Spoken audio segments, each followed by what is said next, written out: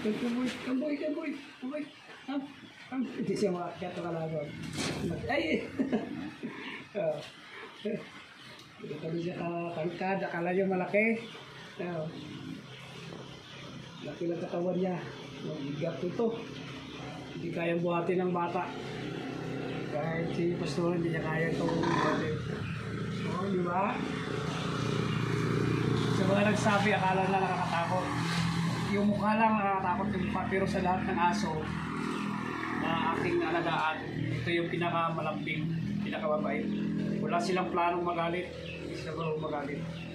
Kaya ang ganito lang talaga sila. Kahit sa mga bata, napaka-safety nila to.